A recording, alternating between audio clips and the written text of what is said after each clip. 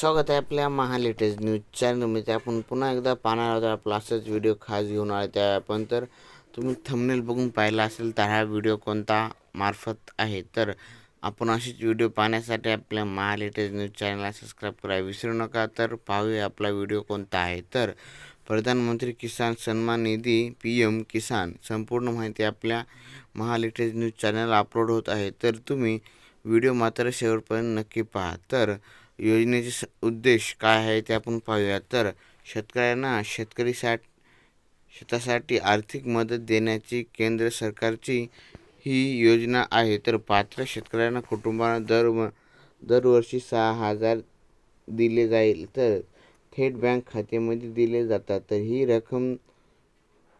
ही रक्कम 2003 हप्त्यामध्ये जमा होत आहे. तर पात्रता काय काय आहे ते आपण जाणून घेऊया. तर भारतातील पात्र जमीनधारक शेतकरी असणं आवश्यक गरजेचे आहे. तर आधार, बँक खाते आणि जमिनीची नोंद योग्य असणे आवश्यक आहे. तर शेतकरी बांधव मित्रांनो, तर तुम्ही व्हिडिओ मात्र शेवटपर्यंत नक्की पहा. तर काही उच्च उत्पन्न गट आणि व इतर वेगवेगळ्या श्रेणीतील व्यक्तींना लाभ मिळत नाही. तर ते आपण जाणून घेऊया. तर आवश्यक कागदपत्रे तर आधार कार्ड, बँक पासबुक, जमिनीचे सातबारा किंवा संबंधित मालकीचे दस्तऐवज, तर मोबाईल नंबर आवश्यक गरजेचे आहे. तर अर्ज कसा करावा हे आपण संपूर्ण माहिती पाहणार आहोत.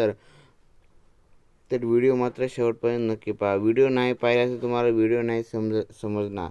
तर ऑनलाईन नोंदणी किंवा जवळच्या CSC केंद्रात अर्ज करता येतो. तर अधिकृत पोर्टलला जाऊन भेट द्या. तर pmkisan.government.in ला भेट द्या. तर मित्रांनो, महत्त्वाची माहिती ही आहे. तर KYC करणे अनिवार्य